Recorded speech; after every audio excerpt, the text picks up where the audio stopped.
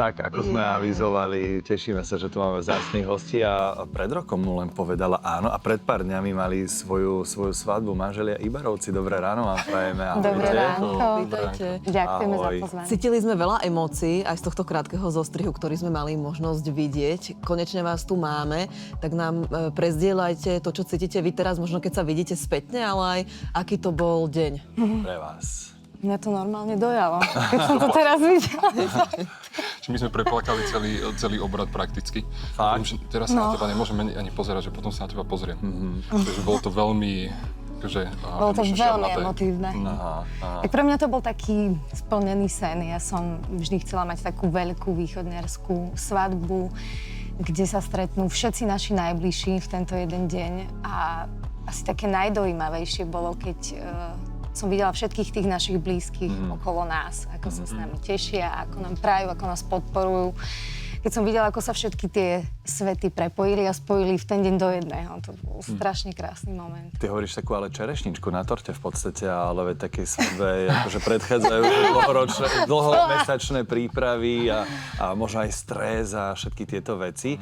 A išli ste do tohto dňa, že si ho naozaj idete užiť, alebo stále akože ešte candy bar, ešte toto, že mali ste v hlave ako keby aj takéto povinnosti, alebo už ste len fakt, že išli na tej vlne? Ja si myslím, že sme mali veľmi správnych ľudí okolo seba, že si zmanéžovali všetko, čo sme chceli, vedeli to dopredu.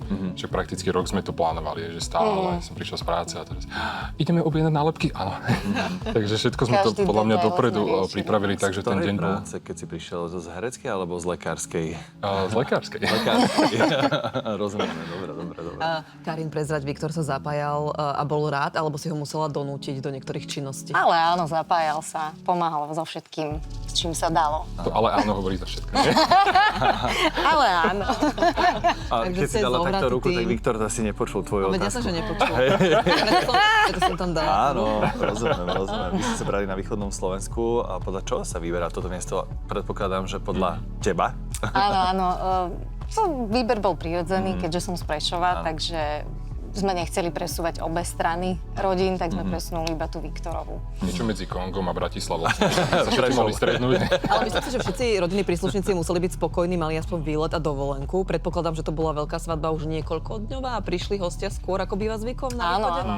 Tak o deň skôr tí západňari cestovali, takže boli v jednom hoteli, čo bolo skvelé, že tie deti sa navštevovali po tých izbách, bláznili sa, že to bolo také fajn. A vlastne v piatok večera som išiel už od vás za nimi a tam mi to tak prvýkrát asi napadlo, že ty kokso, že už to prichádza. Že keď som videl tú rodinu v tom hoteli, že plný hotel Ibarovcov a teraz som tam prišiel, čau, krásny a všetci a že čaute. No. Takže tá nervozitka uradovala, ale zrejme príjemná. Áno. No, ja som sa musela psychicky pripravovať, že nie všetko musí byť dokonalé, nie všetko musí výjsť, tak ma aj Viktor takto upokojoval, že aj keď niečo nevyjde, nevadí, budeme mať na čo spomínať, užijeme si to a presne také to aj bolo. Je to pravda, že väčšinou tá nevesta chce mať všetko tak podľa svojich predstav, lebo je to zvyčajne jeden deň v živote človeka, ktorý naozaj chce, aby bol dokonalý a je niečo, že sa nevydarilo a vtedy Viktor povedal, že je to v pohode, láska, upokoj sa. Budeme mať na čo spomínať. Si to nevydarila? Ale nemyslím, že sa nič také neudialo. Nebolo nič také. Práve, že všetko vyšlo. Si až na to čakávania, že vznikli tam momenty, o ktorých sme možno nesnívali, nepredstavovali si. Ale perfektne bolo, keď my sme už nevládali a prišiel kameraman, že teraz ideme robiť takéto videá. Nejdeme. Karina sa Nie, my si chceme užívať tú atmosféru a ľudí okolo nás a venovať sa im, lebo však bolo ich veľa, takže nemali sme úplne čas na všetkých. Cca 117, nejak 120. tak, do 120. Tak to už je teda veľká svadba na dnešnú Ale dobu. o to asi väčší bašavel. Vráťme sa ale do minulosti. Nás zaujíma, či si ešte spomínate na ten svoj úplne prvý deň, keď ste sa spoznali. Bolo to vraj na nakrúcaní seriálu Druhá šanca. Je toto ono? To neviem, či je toto ono. Fakt? Je to ono, no. A vy ste hneď v ten moment cítili tú iskru a sympatiu, alebo to prichádzalo postupne? Vieš čo, tak my sme sa poznali iba tak nejak z rozprávania jeden o druhom, mali sme spoločného známeho, takže vedeli sme o sebe už pred tým natáčaním, ale prvýkrát sme sa stretli takto na sete. Prepáč, že ti do toho skáčam, ale iba vnímam, že či to je herectvo, alebo je to skutočnosť. Teraz tak mi si dával sa na ňu číslo. pozerala. A Viktor, že nie som si istý. Poďme ich dabovať. To nie je Instagram. To bol dubbing, ale poďme späť k vám a vašim emóciám a pocitom. Tak mne bol Viktor od prvej chvíle blízky, ja som cítila od začiatku nejakú spriaznenosť, ale nejako som si to nepripúšťala, nepozerala som sa od začiatku na ňo ako na nejaký objekt, ktorý by sa mi páčil, ale až tak postupne mi nejak prirastol k srdcu. Čím viac času sme spolu trávili, tým viac sme sa zbližovali, no a stali sa z nás najlepší priatelia. Čiže Tam bol ten úžasný moment, ja ho môžem pripomenúť, Môžeš. čo si pozeráme, keď si chceme pozrieť, kedy sme sa stretli. A to je ten, že my sme prišli na plac a teraz si pozreli, čo budeme hrať, boli sme naučení naše texty a Karinka bola moja psychologička, ja som mával panické ataky, respektíve ten Gabriel. Ja teraz som za ňou prišiel do tej ambulancie, ako mi je zle, ona ma chytila. Povedala, že niečo také, že všetko zvládneme. Všetko spolu zvládneme, všetko bude v poriadku. Ja že... vtedy to zaiskrilo. Teraz to hrá, alebo to povedala mne ako Viktorovi, hej? A potom to už vznikalo, že? No dobre, a prvé rande, ako to bolo? To nám ešte povedzte. Kto koho zavolal, alebo ako to vzniklo? Prvé ráno, Prvá pusa, hej, že to nás zaujíma. Fú, Že, tak- kedy ste to tak spečatili, že... Prvé rande, to som ťa naháňal, to si išla niekam vlakom. prvé rande bolo v Trenčine. Ja som mala večer predstavenie na hrade a na druhý deň došiel za mnou na kávu. To som mala vtedy také veľmi perné obdobie a veľa som cestovala a nevedeli sme sa stretnúť.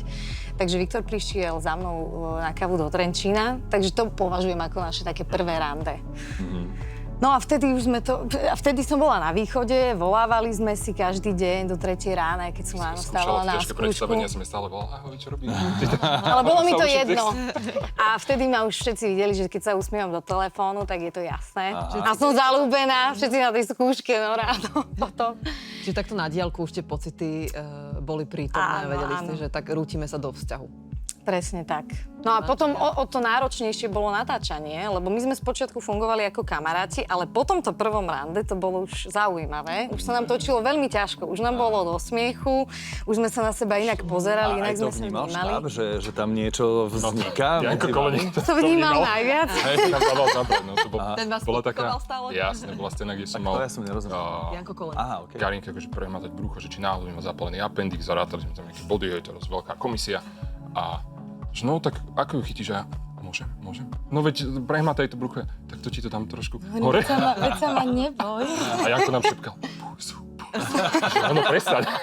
A tajli ste najprv váš vzťah, alebo ste od začiatku dávali každému najavo, že niečo sa tu rysuje? No, my sme úplne od začiatku spolu nešli do vzťahu. My sme boli z začiatku teda kamaráti, spoznávali sme sa a nejak postupne sa to vyvíjalo, ale ešte konkrétne na tom sete sme spolu netvorili pár. Takže tam to len tak nejak vznikalo. Chémia. To iskrenie tam ale jednoducho Áno. bolo, ale ty hovoríš o Karin, že ste dobrí priatelia aj teraz, že takýto aspekt vlastne aj v tom manželstve asi evidentne je pre vás dôležitý. Je.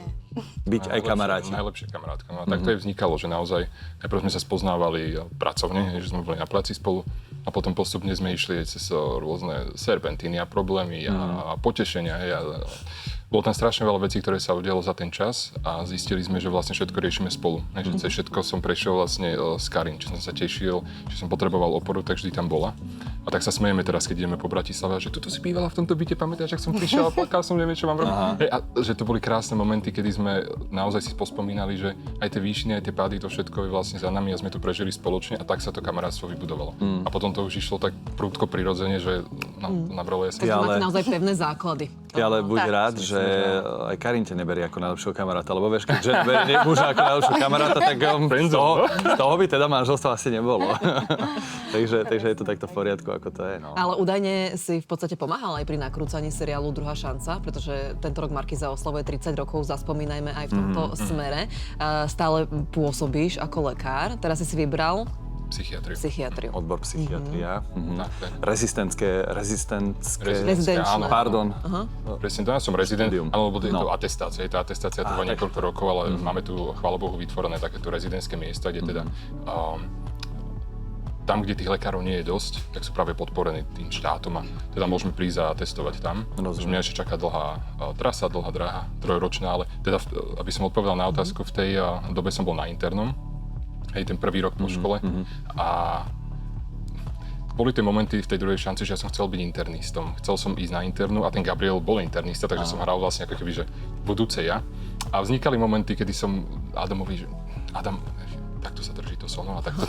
Mám zatlačiť? Môžeš, kľudne to sa tak robí, že som niečo vedel z tej školy, ale tak mali tam, oni to mali perfektne ošetrené, že tam naozaj chodila sestra, so všetkým pomáhala, aby to všetko dávalo zmysel. Takže oni to mali perfektne zastrešené, no a sem tam, keď som niečo už vedela, poradil, tak som sa snažil. Aby to vyzeralo čo najreálnejšie. Myslím si, že každý to privítal. A my sme vás veľmi radi privítali spolu v Teleráne. Žiarite. Nech vám to vydrží. Si všimla, že až teraz sa pustili, keď začalo o práci rozprávať, inak celý čas sa držali. Do tohto ma Je to známka toho, že sú absolútne zamilovaní. Viktor, Karin, ďakujeme za vašu návštevu v Teleráne a